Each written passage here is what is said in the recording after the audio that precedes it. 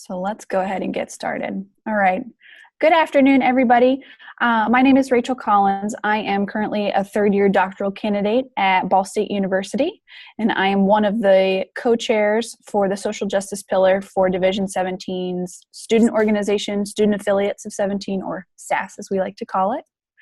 And thank you for joining our webinar today about how to engage in advocacy and allyship when we have power and privilege. Since we have quite a few different people who have lots of expertise and wisdom to share today, I'm going to stop talking and begin the presentation so that we have plenty of time for everything that people have to say and questions and answers at the end. All righty. Dr. Patterson, would you like to go ahead and introduce yourself? Hi everybody, my name is Cristina Patterson. I am a postdoctoral fellow at the University of New Mexico and got my doctorate degree at Utah State University. And today I'm going to talk about using your privilege within research and within academia and how to be a voice in various settings and how to potentially put that all together to create hopefully a professional identity. So first I want to talk a little bit about who I am, because I think it's important to remember that we come to our professions as humans first, and we have different identities and different pieces of who we are that inform our lens and our expertise in our professional worldviews alongside our personal worldviews as well. So I am white. I am going to talk most specifically about that identity today in terms of my research and how it has informed the work that I do. I also identify as queer and genderqueer. I am out both professionally and personally in those regards. I am a psychologist, and I say that not because like surprise, but because I work a lot in medical settings, and I work a lot on interdisciplinary teams with medical providers and lawyers and social workers and various things. And our professional discipline informs us pretty heavily about how we see the world and we see ourselves and we see presenting concerns and solutions. And I also want to highlight that I am what I call a critical theorist. There are different branches of critical theory, like critical psychology, critical race, disability critical, and I kind of adhere to all of those. So for instance, within critical psychology, I am critical of the development ideology of our discipline, meaning it was developed by white Western European men for white Western European men and women, and has been. And so the way we understand methodology, the way we understand what's important, the values we put on communication or social norms are all informed from that. So when I go into research, or I go into a clinical setting, or I go into any type of setting, I try to be aware that my entire discipline is not only a psychologist discipline, but it's informed by a certain way. And the research that I do is from a critical race perspective, and I will talk a little bit more about that, but I think it's important to put that out because everything that I do is informed by these lenses. So let's go ahead and jump on into research. The first thing I want to say is our education is a privilege. I was under the wonderful mentorship of Melanie Dominic Rodriguez at Utah State University, and her bully pulpit, as she kind of talks about, her platform is that we are receiving an education that very few receive, and it is a privilege, and we are bound to do something with our education that can benefit others. And if we don't, it's a waste of the work that we do, and it's a waste of our education. We come to the table knowing things and having an area of expertise and having some type of experience that very few people have.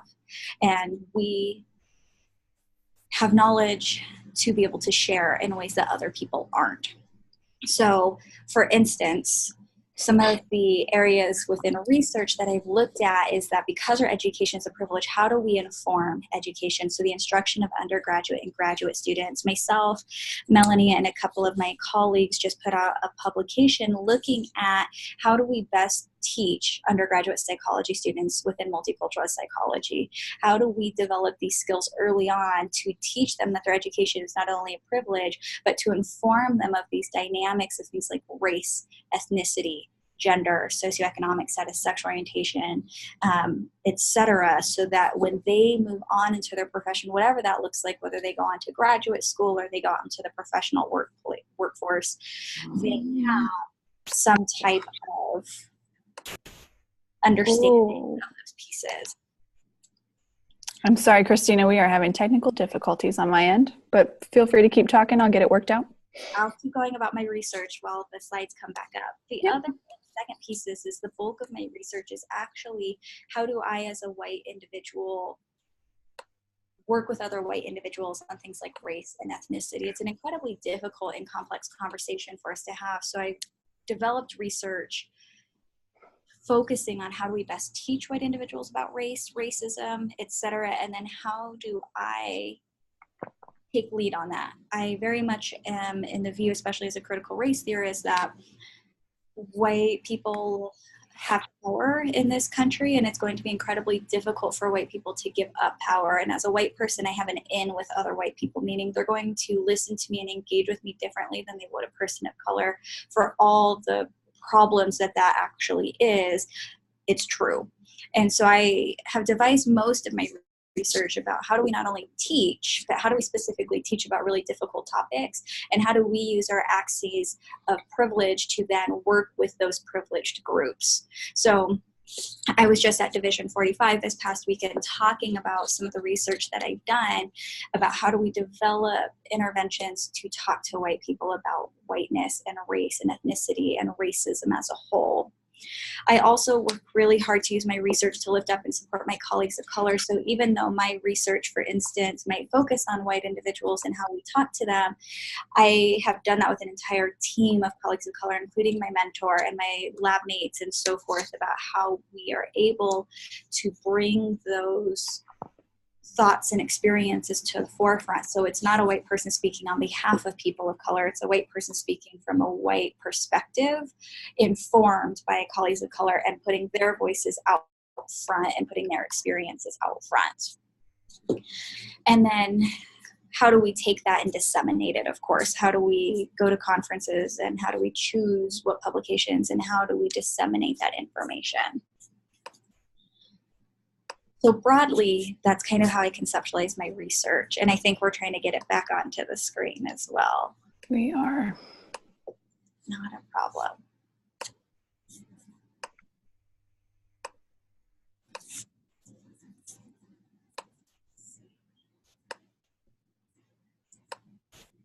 And then finally, what I want to talk about as well is a little bit within academia, and I broadly conceptualize academia from an education scholarship point of view versus like a faculty member point of view, although I hold a faculty position at UNM as a fellow.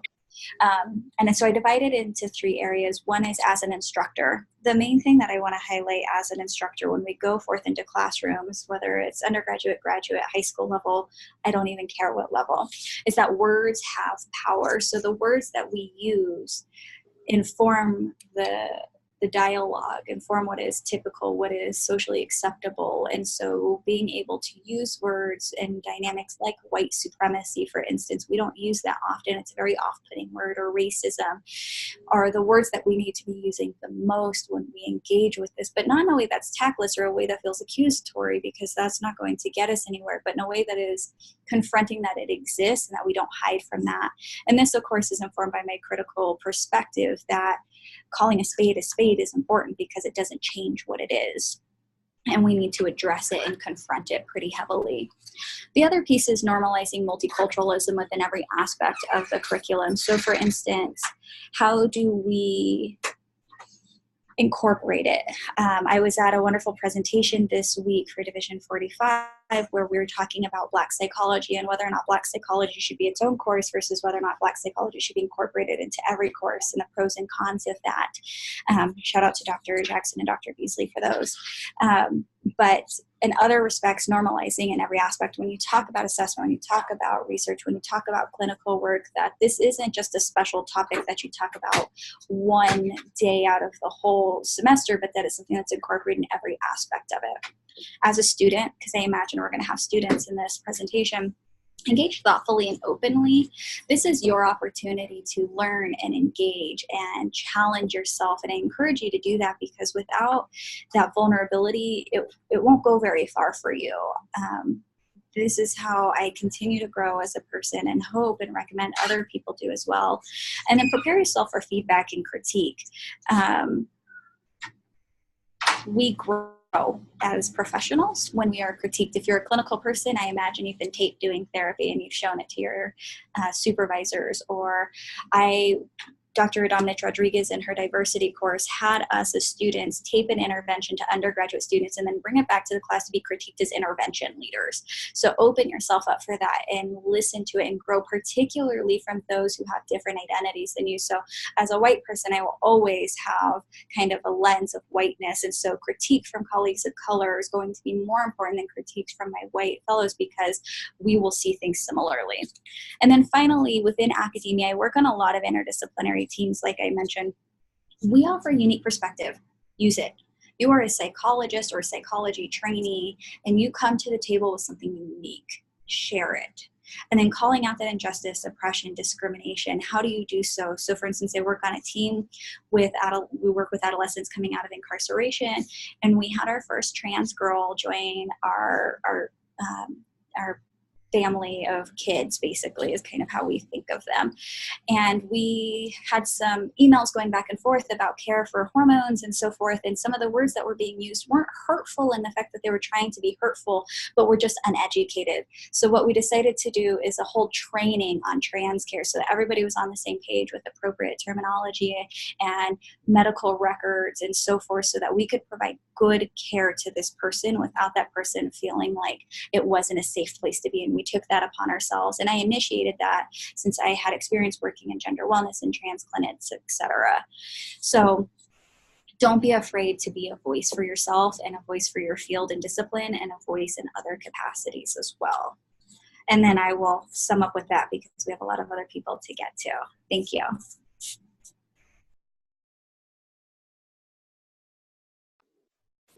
Maria, would you like to introduce yourself while I am pulling up your PowerPoints?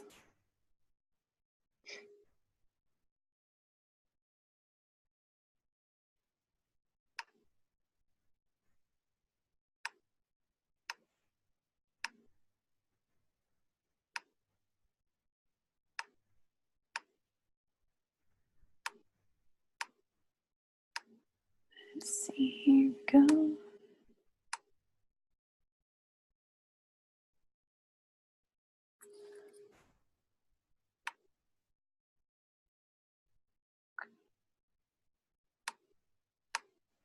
Whenever you're ready, Maria.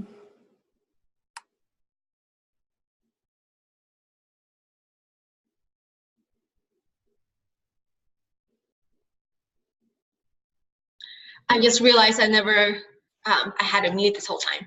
Oh. Yes, okay. So for everyone that did not hear me, my name is Flores. I am a fourth-year counseling psychology doctoral student at the University of Missouri, Kansas City. And I'm going to be talking today, coming from an intersectional perspective. I want, because that's a lens that I utilize in like my everyday life, and I think it's important to incorporate this into these discussions. But Rachel, can you go to the second slide? Yes, ma'am. Okay.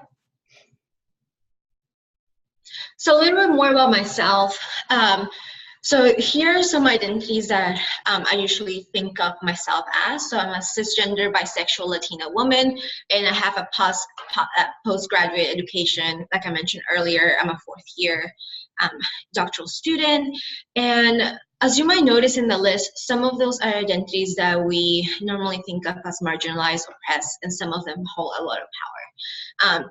So in this conversation, I want us to all consider that the identities that we hold, that are perhaps those that are more salient to us, the power and privilege that comes with that is going to fluctuate based on who we are interacting with. Are we interacting with peers? Are we interacting with instructors? Are we interacting with students that we are the instructors of? And also the situation within a classroom. My power as an instructor is going to be different than if I am in a social setting with my peers, for example. Okay. Next slide. Okay. So as it was mentioned before, our education has a lot, like it comes with a lot of power and responsibility, right? And how do we use that education? One avenue that we can do that is through our research. And also as researchers, we're holding a lot of power, regardless of what identities we are thinking of and what populations we might be working with. So how can we use that power that we have as researchers to elevate the voices of other people?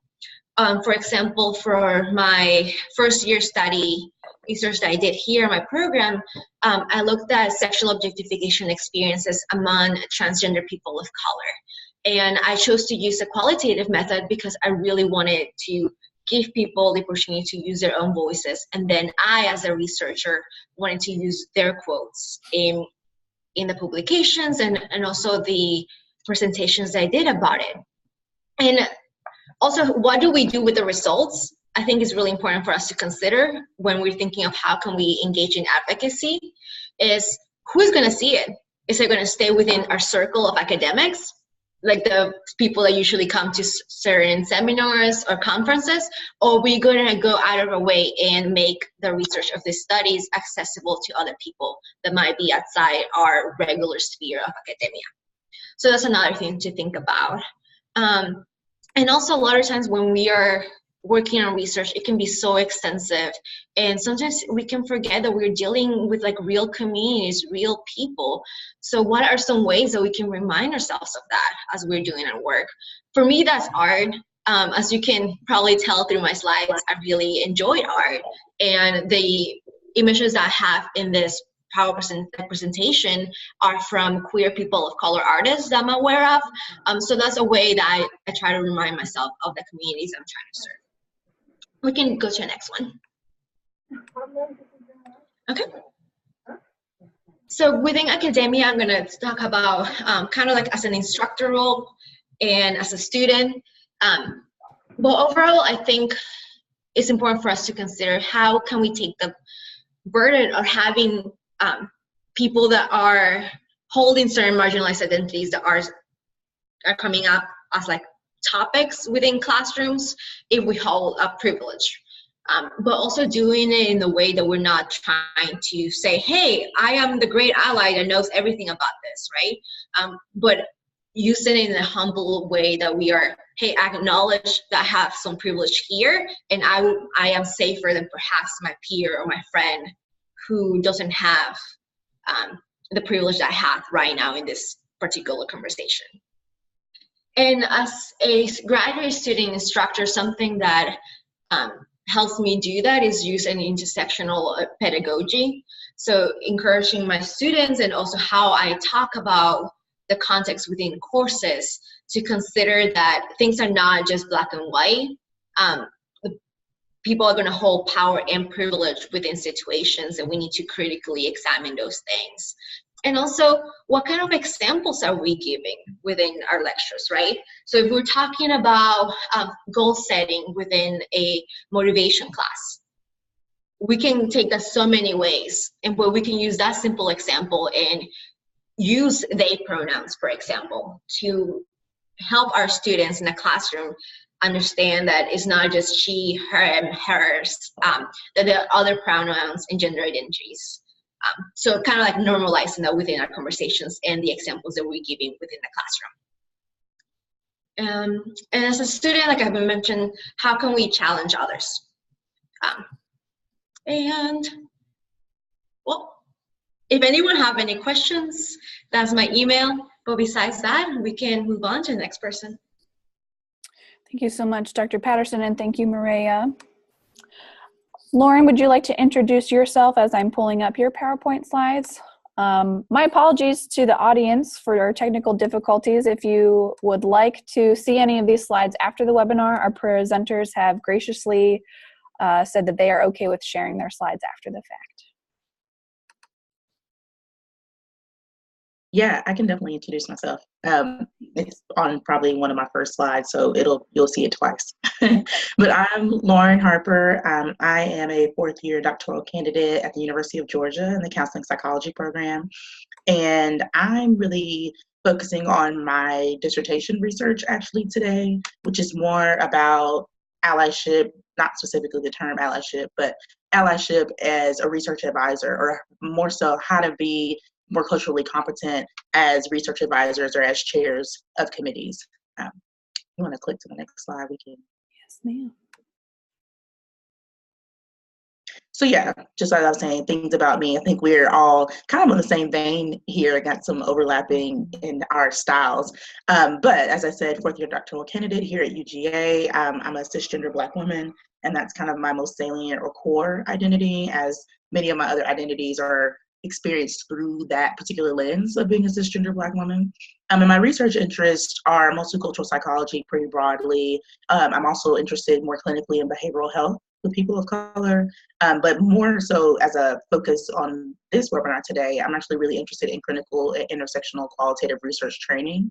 So what that means is I'm a qualitative researcher by training, and I've actually gone through the qualitative research certificate program here at the University of Georgia. And just as a shameless plug, if you are interested in qualitative research, or is that an area you want to kind of dive into more, UGA is kind of the flagship for qualitative research in the country, and they have an amazing program, and they have an online actual certificate program that you could do virtually if you're interested in that. And so I've completed that program and gotten that certificate. And so what I've gained from that is the ability to be able to teach qualitative research. But I've learned that because I was learning qualitative research in a qual program, but I'm in a counseling psychology program, it's really on me to bring in more of that multiculturalism, social justice piece, advocacy piece to that. So I've been really interested in that for myself, of kind of how do I really see qualitative research through the lens of counseling psychology, but I'm also really interested in how do we train and how do we teach students qualitative research that's critical and intersectional. If you want to flip forward. So that brings me kind of to my general research. It's titled Reimagining Research Training. And so I'm doing a qualitative grounded theory study. And so if you're not familiar with grounded theory, the intent is to use qualitative methods such as interviewing or focus groups and other ways of gathering information. And you're trying to build some type of theory or model to better explain or understand or conceptualize a particular phenomenon. And so the goal is to be able to then take that model or that theory that you have and try to be able to not generalize it, but use that as a grounding or starting force for something that maybe you haven't studied before, doesn't have a lot of research on, and then you can continue to build off of that. So I was specifically interested in the experiences of dissertation research for Black women in counseling psychology. And a lot of that has been pretty personal for me, but also things that I've seen other students experience, in that Black women have been kind of over-recruited, if you will, into programs because of being successful or perceived to be successful and bring diversity and bring other perspectives into programs. However, they're under-retained in a sense of that when it comes to research, it seems that folks are not getting the level of support that they need, or they're not really being challenged in the way that's kind of that's more critical, if you will.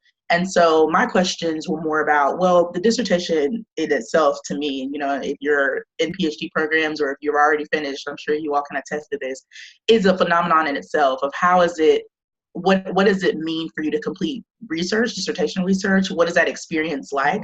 And so we may be able to know pragmatically what that's like, of how do you write chapters 1 through 5, but we don't always talk about what are the psychological and cultural experiences or costs that we expend to be able to do our research, and especially if our research is on things that are very personal to us.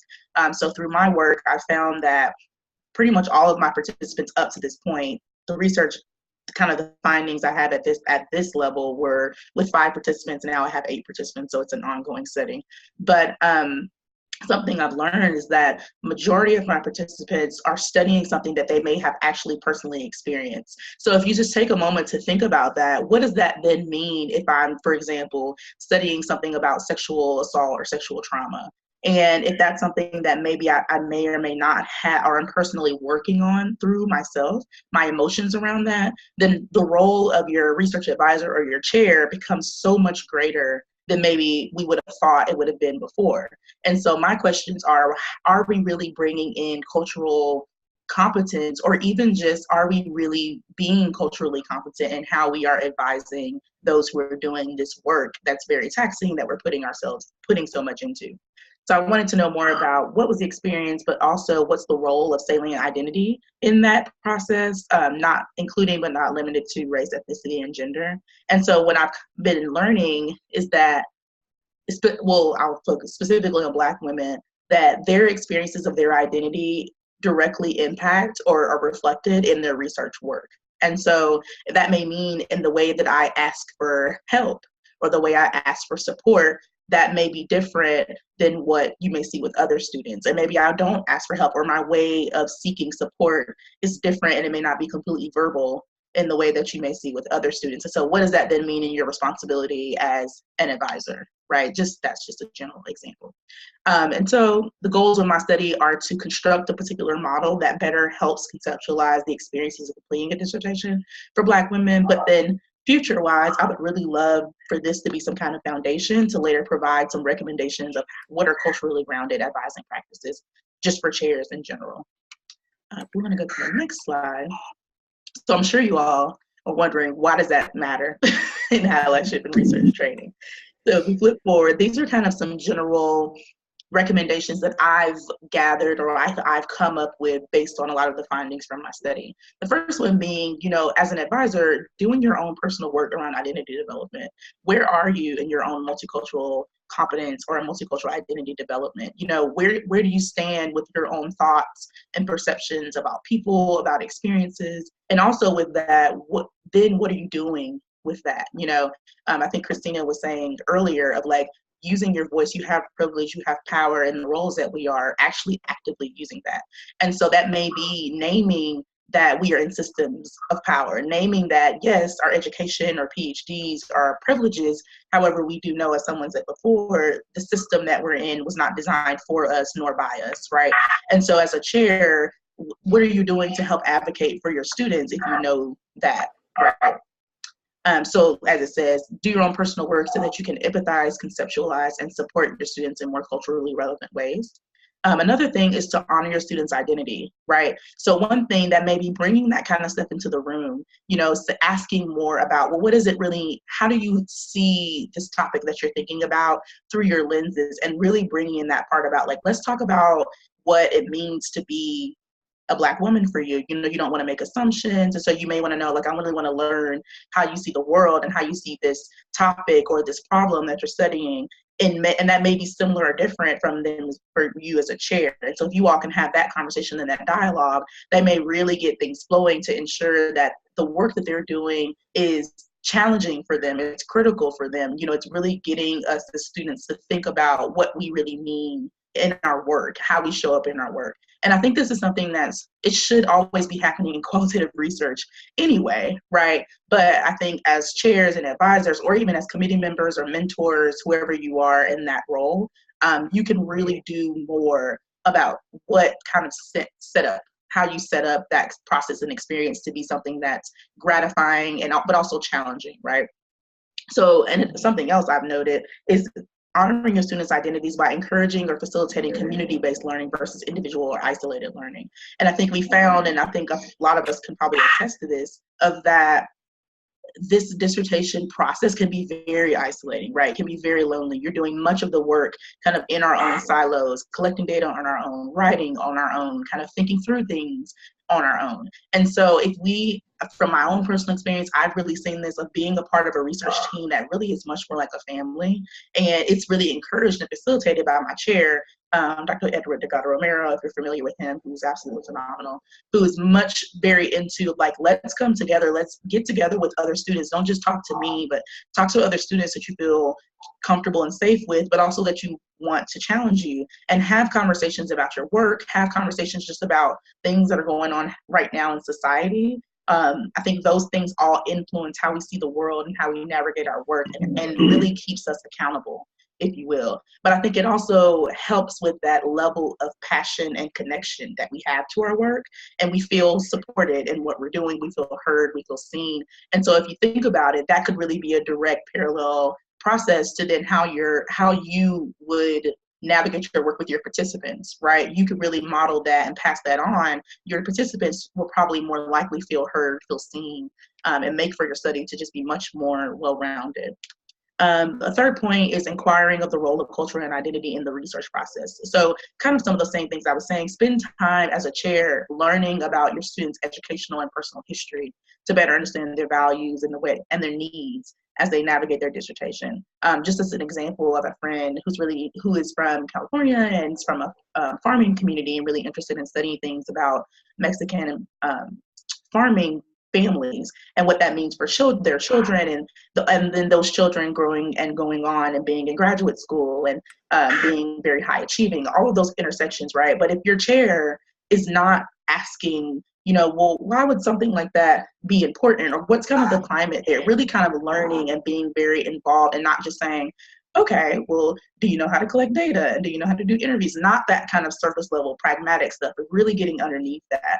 I mean, I could just totally see the difference and the shift in how that student feels supported and connected to that work. And lastly, there we are. And not last but not least, but these are just some things I've gotten so far. Being cognizant of students of color's coping responses to stress, and then advocating for rest and self-care. And so it's one thing to know that, okay, students of color may cope with stress in various ways, right? And so, for example, for a lot of my participants, they were actually, one of my major findings was that they're actively negotiating trauma while they're doing their work, right? And so it could be something that's a historical trauma that they're working through, and so that's why they're doing the research that they're doing, or it could be something that they've experienced that's traumatic throughout their process. The change in relationships, the change in moving from one place to another to even be doing the work that you're doing. I mean, these different experiences that have really changed people's lives while they're conducting their work, right? And so it really is kind of coming away from that, you're an advisor, you're a student, that type of thing, but really like working together. I want to collaborate with you as a colleague and see you as a person and more than just a student or researcher, right? And so if you know that folks may cope differently and something I'm struggling with, but I'm just going to keep going, I don't really have time, I don't feel I have time to take a break or things like that, you can really advocate and model and say, okay, how can we really get you what you need and understand? And also, I can appreciate the fact that you do want to keep working, you do want to feel productive, and it's hard for you to take a break. Just having those conversations, it's funny to me, and my last point, that especially in counseling psych, we're therapists, right? We're counselors at our core. And yet some of those basic skills and some of those things of how we relate to people and how we build connections and how we honor people's identities, we don't use in academia in the way that we really could and should.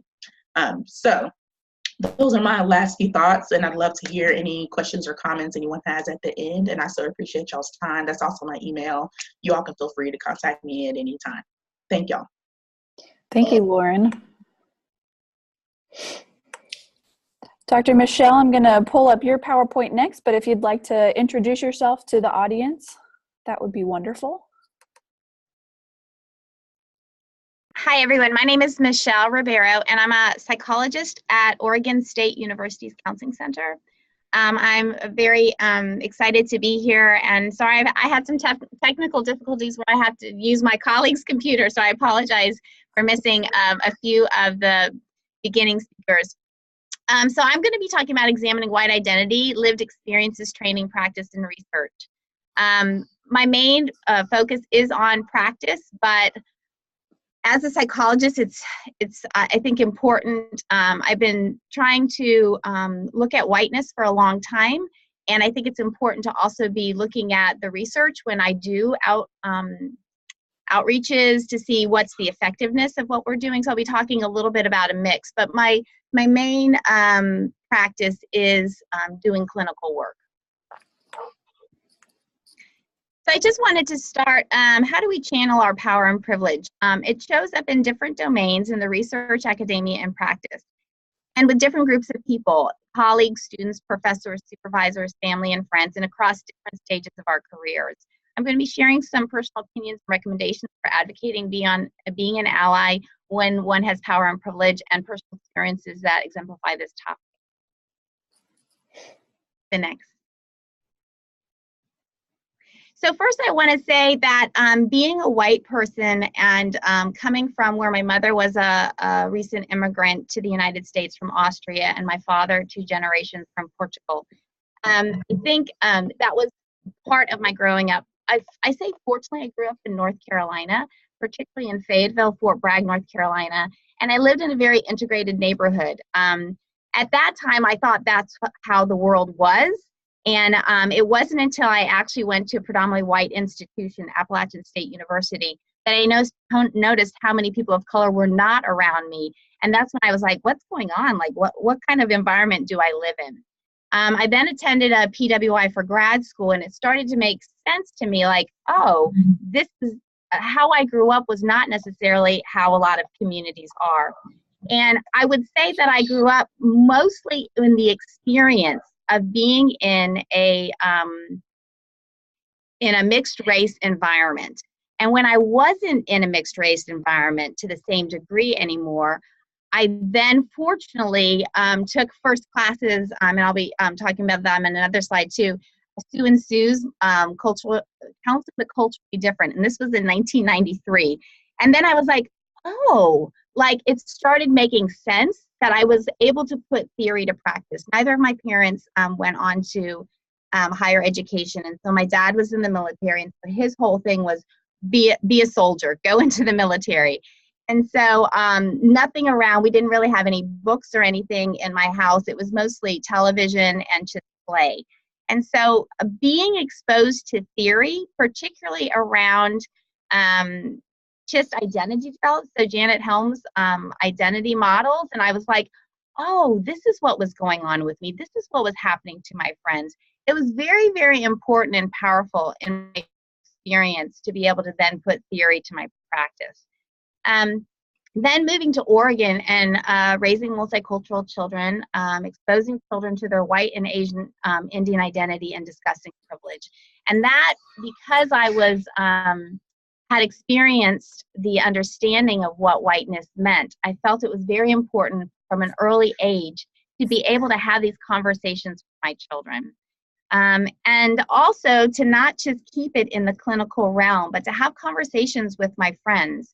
And having mixed review, and I'll be just sharing a few different reactions that people have who are white in the university higher education setting, as well as in my personal. So I don't keep any of my research or any of my practice just in my work environment. And I think as a white person, that's a big step of growth, because a lot of people will start having these conversations in their work settings because now it's a necessary thing, but they don't necessarily have these conversations with their friends or in their family. Or if they do, it becomes too heated. And so then they say, oh, I don't want to lose relationships, or they don't understand. And in some way, you're playing into distancing behaviors of being a white person, of like, I'm not like that white person. I'm not like that family member. And that's actually a very subtle thing that white people do to try and make ourselves feel better. So we're not associated with that white person who we don't want to be. And it's not until kind of owning our own racism that we can actually move forward in that. So main theme for white people is to have the conversation and bring the research through informal ways into daily conversations, and not just keep it into the work setting. A lot of people go to work and they might work with people of color, and then their lives, their personal lives, are again within that whiteness. And I think until you begin to integrate and understand, you're going to be having more isolated experiences, and I don't think that's going to be in the best interest of growing as a white person around recognizing your own privilege. You can move on to the next slide, please, Rachel.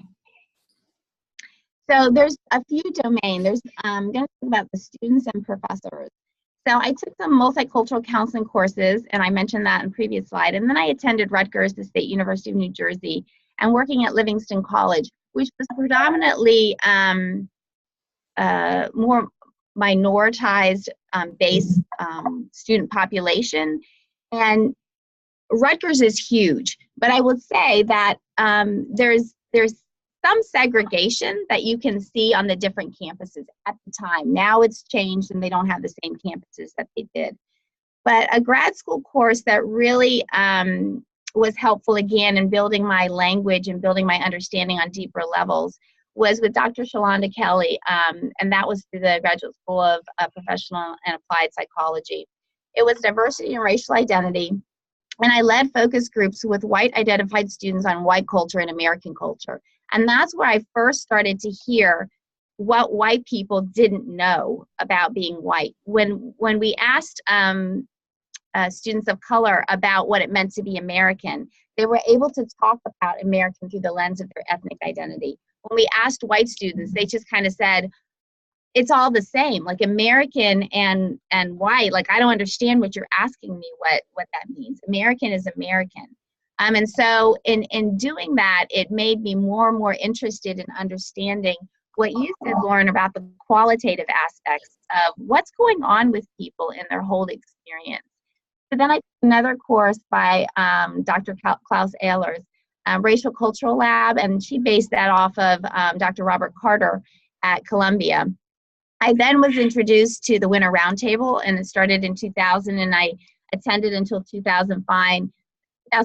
And the strong influences were Dr. Fine, Sue, Helms, Arredondo, Parham, Constantine, DeAndrea, Lou, and it was really helpful to see all this like passion and like, oh my gosh, this is a whole theory that I can grow and understand in terms of my own identity, but also in terms of other white people and how to be an ally. And it was very, very powerful for me again, because I kept putting the theory with the practices that I had grown up with. And then I ended up doing a dissertation on looking at the effects of a study tour on the cultural immersion experiences of adult learners. And it looked at racial, cultural, class, many different identities as we went to South Africa.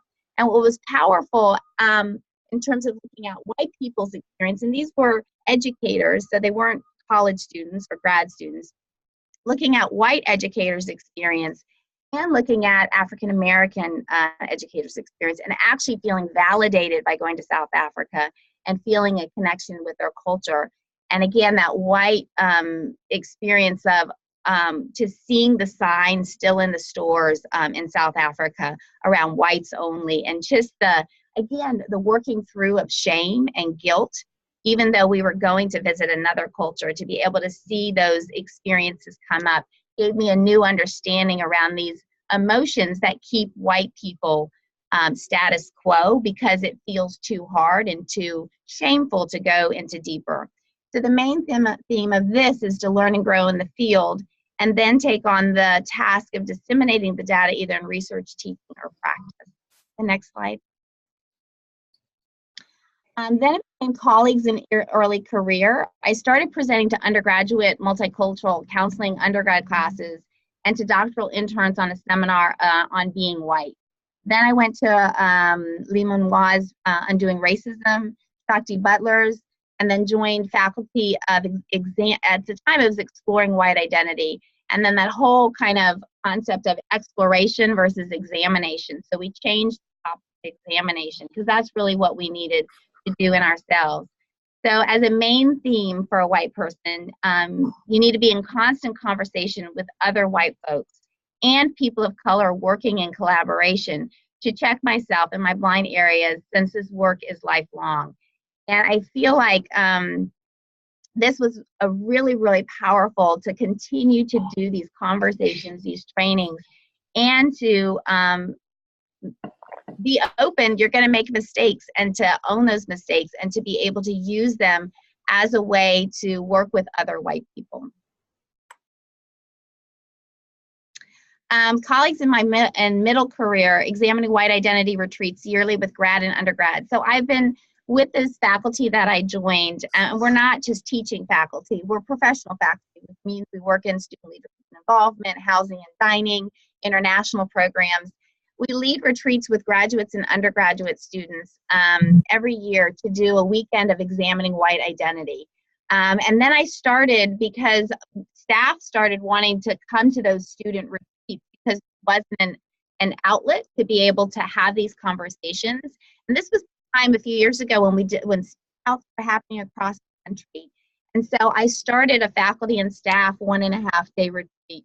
And then I joined recently the Social Justice Education Initiative to present deeper learning to faculty and staff on distancing, detours, and white fragility particularly. So there's just, I use a lot of the cycle of socialization by Harper for white people, because there's like awakening that needs to happen.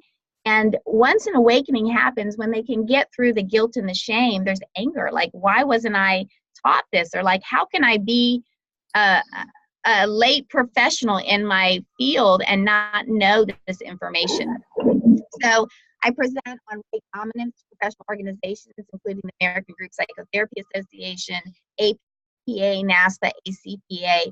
And again, I think it's important, one, I start locally and then I expand more. I'm a systems thinker, expand to my department, expand to my university, and then trying to bring it out to the larger realm to have these conversations. I'm amazed at organizations that are so embedded in research and practice and have left this key core component out around whiteness and what it means and how it shows up. And I think bringing this into, I was very excited because of this webinar, because again, expanding it, but it's taken us a long time, and I feel like we can have these conversations and then we go back to business as usual. And so how to be able to integrate it throughout our work. And then I recently co-wrote a chapter entitled Racial and Social Justice Implications on the Practice of Group Psychotherapy. And that's to be able to not just look at the individual or the small group practices, but to understand that what's happening globally and nationally is playing out every day in our practice and group experiences. So the main theme is there's more to know and grow into, especially as our country boldly and overtly discriminates against those in less power and can be targeted as scapegoats. This work is vital and rewarding, so do it. That's my message.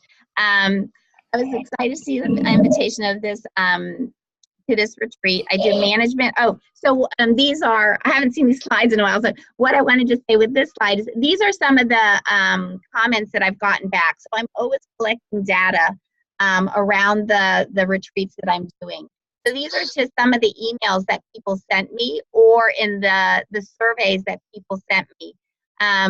There's a real positive response. Thank you so much for providing such a training. We have people working in every kind of department, the business office, financial aid, vet med, and to see the wide span effect of where people need this work and how it is applied and necessary in every school of practice. White folks appreciate not being completely ignorant anymore, and they can make changes in their lives, which they want to do. People of color communicate they are tired of doing the work for white people, and we have a chance to contribute to making an equitable society. And so I feel like it's so much an imperative for white people to stop relying on other people to educate us and to be able to do our own work and work with other white people.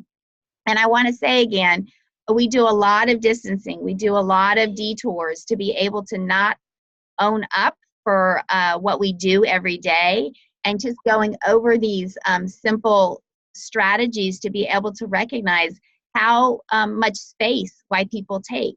And because of that, there's not room for a lot of other people who have been pushed down and not provided the opportunity to actually, I mean, the research shows that when you take more equitable learning environments, that actually people of color and students of color fare better and do better than white people. And so I think we need to look at, and recently I just presented on mindfulness and yoga. And any topic I present on, I do not leave out whiteness, and I do not leave out how it shows up in every bit of work. So I don't just bring it into a topic on whiteness. I bring it into every topic that I'm presenting on. Next slide.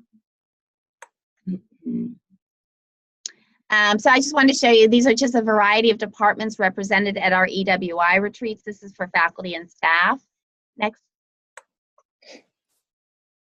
And then, so this I just wanted to show you. I get a lot of backlash. Every time I send an email out for doing this work, I get at least 20 emails that call me a racist, call me a person that is trying to segregate society.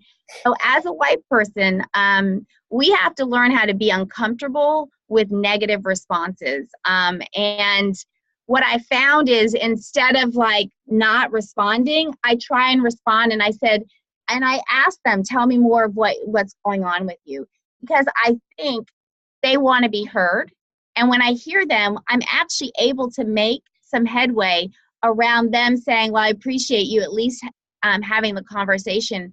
And I say, well, you're welcome to come to the retreat to have more conversations. So we get a lot of trollers.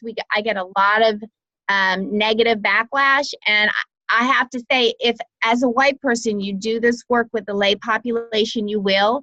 And I've come to say, I have hard skin. I have to tolerate this because I believe in this change wholeheartedly, and I have to be able to take some of the backlash. They're not just my colleagues and my friends of color are the only people having to take this. Next slide, please. This is, if you get the this PowerPoint, then you'll see the main theme of all this is white people will continue to be angry and fight to keep the system of oppression in place, but we cannot be silent or collude any longer. And so this is just part of another email again to share with you that people are not happy when you try and dismantle some of the systems.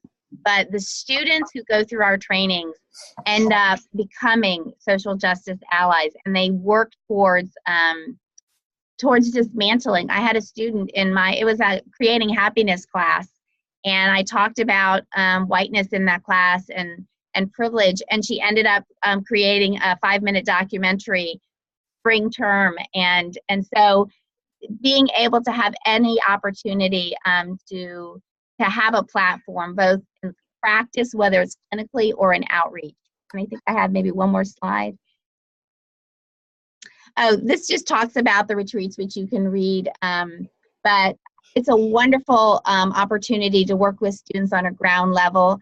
And if anyone's interested to learn more about these Examining White retreats and how to do them on their campuses, I'd be happy to consult with you. Thank you, Dr. Michelle. I'm going to go ahead and pull up the next PowerPoint. Great. Just to take advantage of our time here. So if Lavanya, you'd like to introduce yourself, that would be wonderful. Sure. So hi, my name is Dr. Lavanya Devdas, and I'm currently a psychologist working at Cornell University's Counseling Center. And right now I am licensed in New York and Pennsylvania, and I'm also credentialed by the National Register of Health Service Psychologists.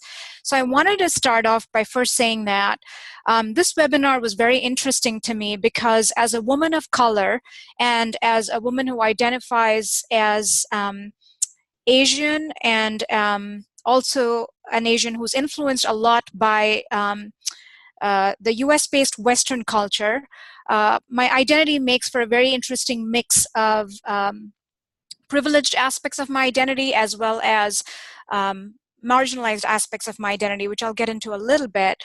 And I think as I speak about my introduction, I think it also speaks to the multicultural tenets, which, as we're all aware, is knowledge, awareness, and skills. But to go a little bit deeper into that is to kind of constantly be aware as an informed psychologist who's also an advocate and ally and identifies as a proponent of social justice, that keeping in line with the trends that are coming up in the realms of multiculturalism, the current socio-political climate, the changes in policies for, and what that change in policy means for different students and different people of color is very important for me as I do therapy. And when I say therapy, for me, it goes beyond one-on-one. As I work with students, for me, it's about really working outside of my therapeutic office, meaning collaborating with campus partners, working with the lived experiences of the students' marginalized and privileged identities, and how those influence their mental health on a day-to-day basis as students, as well as the different roles that they embody. So because of that systemic approach that I take to multiculturalism and social justice, I very closely not only do a lot of self-examination, but I also bring that collaborative self-examination of identities that invariably happen when I do therapy with the student in front of me. So there's my identity that's operating in the room, and then there's the student's identity that I'm working with in the therapy milieu. So moving along to the next slide, I identify most with the communitarian model of social justice, which is the model of social justice that speaks mostly to a very systemic way of looking at how students are impacted on a day-to-day basis when you place students in their environment. What that means at an individual level is that the communitarian model looks at all the different variables that go into decision making, be it making decisions about which class to take, whether they have enough finances in their bank accounts to kind of register for 8 credits, whether it means how were decisions in their department taken, what aspects of their identities intersected with the identities of the people in authority to inform certain academic-based decisions. So that's at the individual level, and how that influences the student at a very systemic level is what are some policies in place in their department that affects their mental health? What are they directly impacted by some of the sociopolitical changes and policies that have kicked in with the current administration? Are they part of the DACA system? What are they? Are they part of their immigrant or a non-immigrant identity when they walk into my office? So those are all at the systemic level that I have to take into consideration to do justice at a social justice level while doing therapy with students. And I also operate from a strength-based model, meaning I need to not only identify the deficits in the system and the policies, I also need to know what are the resources in the campus community and what are the strengths that the student brings into my therapy office that I will be able to use depending on the student's comfort level to engage in this level of communitarian model of social justice within the therapeutic milieu. So for example, when a student walks in, the first thing I ask is, which department are you from?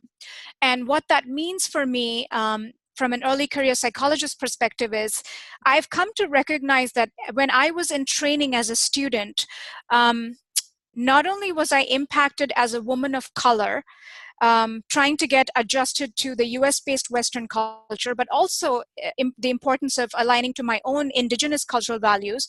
I was also influenced by what are the current leaders of the political climate talking about diversity? What are they saying? What are the policies? What does the system that I represent talk about? What do they say about diversity-based policies and advocacy and allyship? And what that meant for me was recognizing my own power and privilege, that I had access to an educational system. Back in India, where I grew up, I was able to go to school where I was able to practice English as a language. And I was able to go home and also practice different languages that were spoken within my family. So what that meant was the places of education that I choose, the places of work that I choose, allowed me that privilege and choice of deciding what policies suit and represent the values that I stand for. What that means for me is I went to a training program at Lehigh University, which was social justice based, which means a lot of the policies of that program, a lot of the resources within that system, such as being able to do an assistantship with the Women's Center, being able to do a community project through the doctoral program, being able to engage with the Office of Multicultural cultural affairs, being able to choose an internship and a postdoctoral training program that had avenues of multiculturalism, allyship, and social justice. Those were the privileges that I was able to choose. Currently, in the moment, my immigration status is secure. That is a huge privilege that I own, and I'm not afraid to talk about it with other students who walk into therapy and say, I don't know what this recent change in immigration policy means for me being a student walking around campus, being able to focus on classes when I don't know tomorrow if my visa status or if my DACA status is going to be threatened. So those are privileges and that I'm very much aware of and I will talk about. And I use that privilege to be able to access the resources on campus, meaning we do have a director that specifically deals with students who deal with DACA-related concerns. I do have some training in being able to talk about visa implications for an international student looking for a job. When a student walks into my office and when they say, I'm depressed, but they also talk about some race-based conversations that have left them very disturbed for the rest of the day. For me, those define the tenets of counseling, meaning I look at mental health, but it's from a person-environment interaction. And that's my way of regulating and channeling my allyship and my privilege to help students in need by connecting them to resources systemically as well as coming out as an ally. I'm also cisgender, and that is another identity that's privileged for me. So there are people who come in with marginalized aspects of sexual orientation or sexual identity, and it is my role as an ally and as a social justice advocate to talk about the privileges I own in that aspect of my identity and how I get to acknowledge some of the advantages that the system in that department accords to me, and how that impacts the person sitting in front of me in the therapeutic milieu. The other piece that I wanted to bring in is I look at how the system that I work in defines counseling. Right? So when I chose Cornell University, I looked at the website, but I also spoke with the leadership team, which talked about social justice as one of the core values that they represent through therapy and outreach and preventative action. For me, again, that's a privilege of being able to choose because I have the awareness through my field of what values I represent and what are the systems around me that resonate with those values that'll be a good match. There are a lot of students who choose places where they don't have the choice of saying, this is what I represent, and this is what I need from my milieu. So being able to look at that match between the person and environment at different stages of development has become very critical for me as an early career psychologist. So moving on to the next slide, I think one of the things that's very important for me is understanding the system that the client represents. So for example, I had multiple graduate students walking into my office, and some identified themselves as students of color. Some identified their primary identity as an international student. So for me, when I look at their worldview, it's not important for me to know, it's more important for me to know who they were before they came to the US, if they were from another country. If they identify with a different culture, what is their identity within that culture? What is their identity within that family?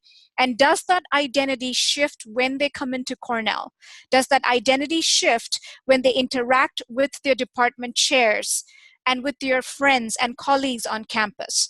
What have been their lived experiences? I can do an intake session asking about sleep pattern and eating concerns, but if I don't ask about, have you had any discriminatory experiences, or have you ever felt that you've not had access to resources on campus, their lived experience does not have much value without the context of asking them, how has the environment been treating you? Because that's an important part. This is true especially of marginalized identity. So as I was saying earlier, I had a graduate student who was walking in. He was an international student and he identified as East Asian.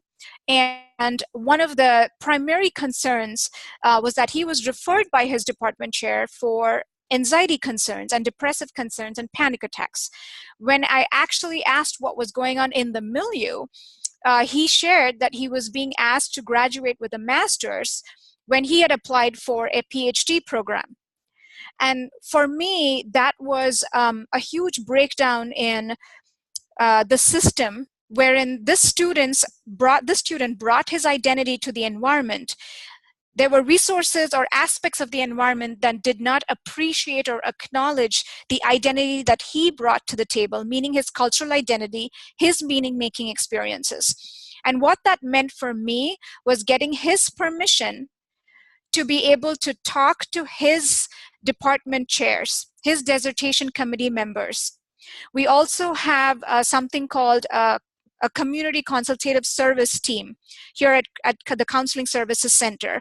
And for me, part of advocacy and social justice based on that communitarian model was going to the CCI team and saying, can you please look at the milieu for this particular student? Can you please talk to the department chair? Can you please talk to the advising team to just get an understanding of the nature of the department? And based on the student's lived experience, based on the environment of the department, what had turned out was this student's style of communication and his advisors and his academic milieu of communication were on two different level playing fields. Meaning this student was very indirect, had a very circular way of thinking and expressing, whereas his department chair perceived it as lack of direct communication, English not being the first language, and not being able to clearly meet the standards of the department due to a very circular way of thinking, which was not part of the expectations for his dissertation. So there was a huge communications gap, but there was also a perceived lack of cultural understanding and an appreciation for different unique styles of communication.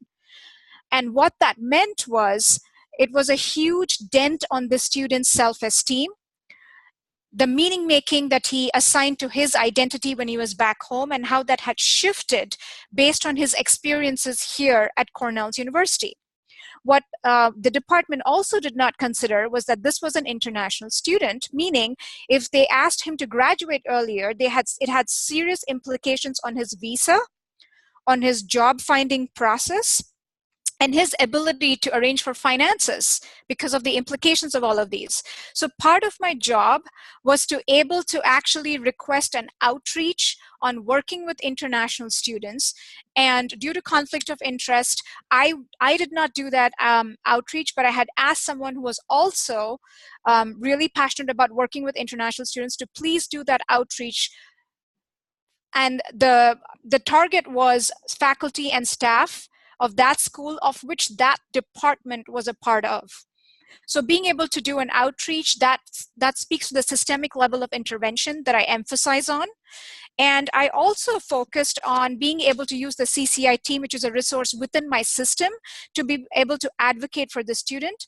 And my therapy included acknowledging factors of oppression in the environment, but also role-playing ways that this student could communicate to his dissertation chair, his committee members, and his academic program about what he was going through and his lived experiences, which was a huge model of empowerment for the student. So that's an example.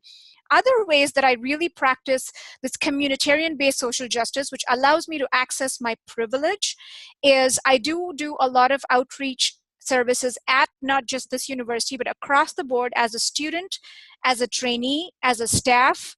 I'm also the chair of the Multicultural Diversity Committee through the Pennsylvania Psychological Association.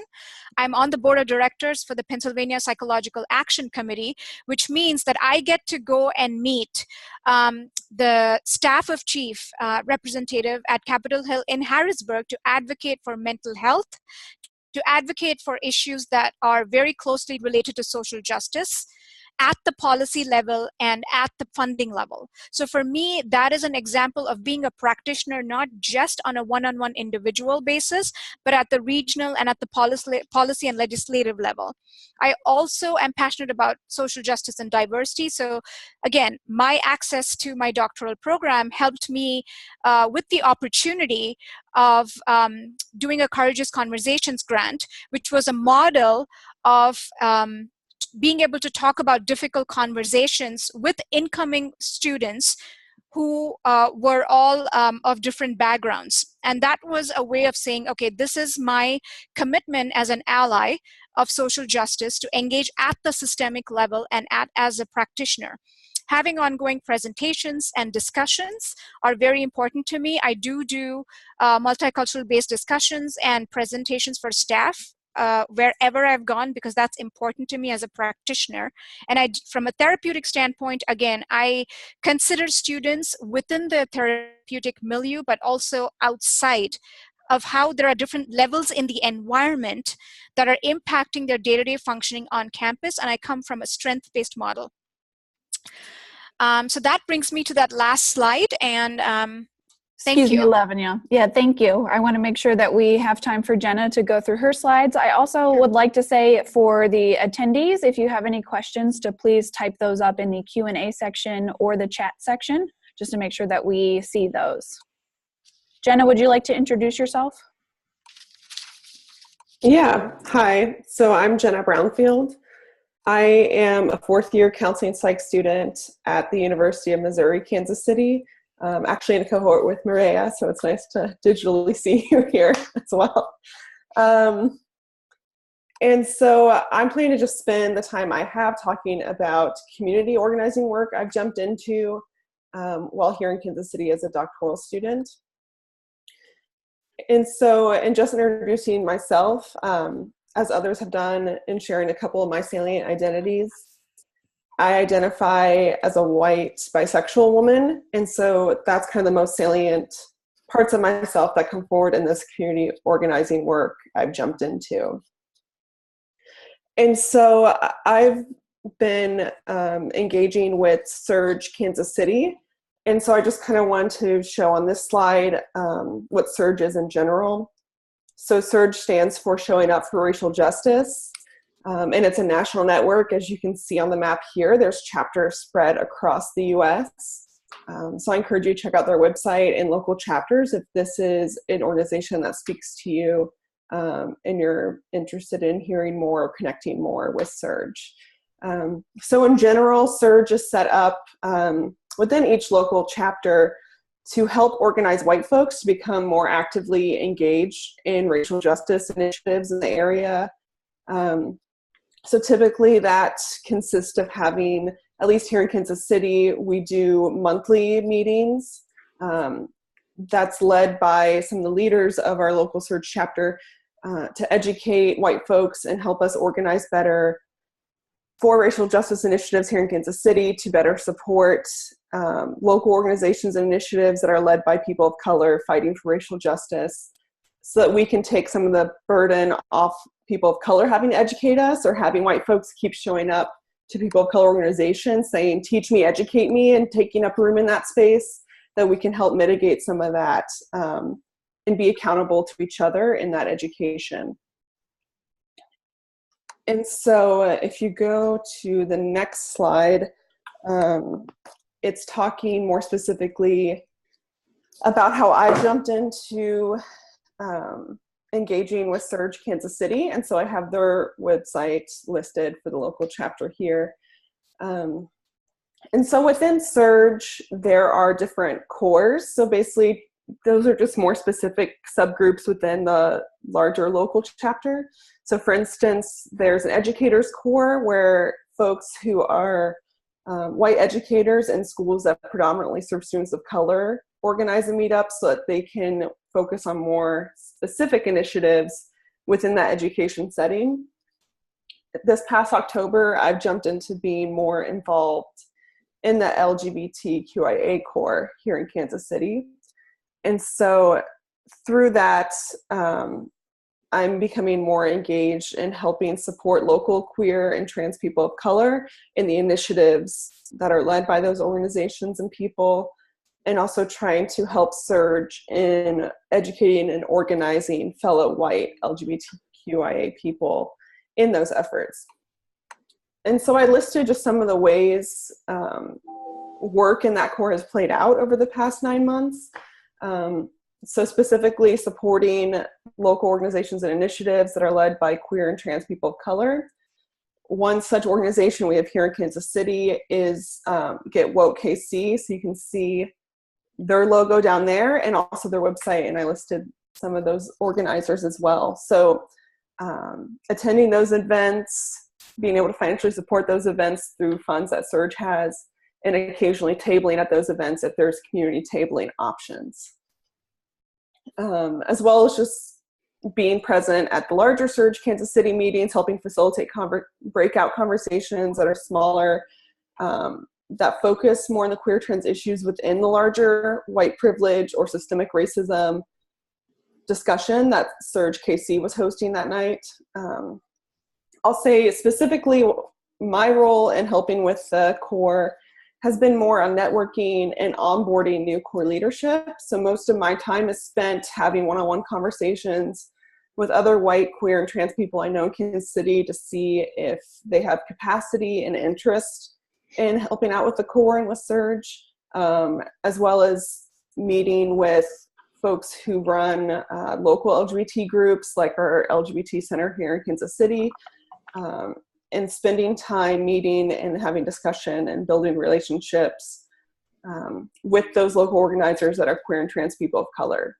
So I'm more, I guess, in like a personal support role per se within this core. And so if you go to the last slide, I just wanted to share some of my reflections in this work, given that I'm mostly focused within this privileged identity of being a white person and jumping into community organizing around racial justice.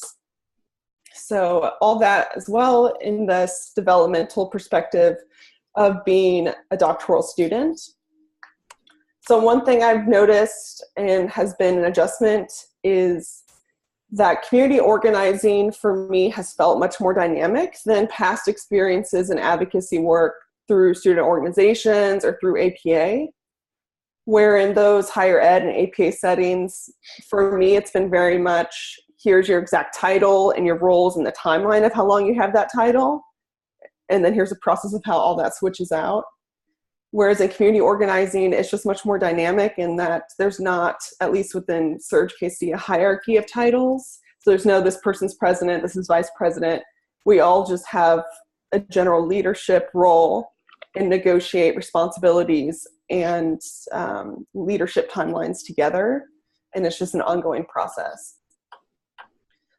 In terms of my own growth and understanding what my whiteness means, I have found that through Surge and being able to engage in those meetings, it's helped me be, or I find myself being more vulnerable and more vocal in those reflections in Surge meetings than I am in the academic spaces. And so I think part of that is being able to have space that does not include my faculty or my student peers, and is more of a personal space, but it also in turn helps my professional development, has been really valuable. And has definitely provided me time and accountability in reflecting on how I show up in those academic discussion spaces. So helping me analyze and reflect on when I use and don't use my voice in academic discussions on race or discussions we have in training. So thinking about like, what are ways I'm invoking white silence in this? What are ways I'm taking up too much space talking as a white person on this topic, etc. And then I'd say just in general, it's helped me more deeply understand how my whiteness and queerness coexist, versus just seeing it as, you know, I'm white, so I have privilege over here, and I'm queer, so I'm marginalized over here, but seeing the interplay between them better. And so I think, again, just really kind of a reflection I've had through this is it's been so valuable to me in understanding my privilege and what my whiteness means and how that plays out at the systemic level, to have space outside of the academic world that then can impact how I exist in the academic training world, as well as feeling like I'm gaining more tools and experiences of not just analyzing these things, but putting them into practice and action. So helping out with direct actions here in Kansas City, or showing up to those as appropriate. Instead of just only having reflection time, but seeing it more paired. So that's what I have for today. So again, if it interests you, feel free to email me or ask more questions, or check out these online websites where you can learn more about them. Alrighty, thank you so much, Jenna. I'm gonna start wrapping up the webinar at this point. I wanna thank all of our panelists again for sharing your thoughts and expertise and your experiences. I wanna thank all the attendees for tuning in today. Division 17 will be recording this, so it will also be available for viewing at a later date. And as well, you can get in touch with the panelists through their contact information or through ours. The Social Justice Pillar has its own email address. It's sas.socialjusticepillar@gmail.com. Please tell your friends and your colleagues about SAS, and keep an eye out for emails, because we oftentimes send out calls for blog entries, newsletter entries, as well as presenting at conferences and through webinars. So I hope everybody is well and enjoyed the presentation today. Thank you all again. Really appreciate it.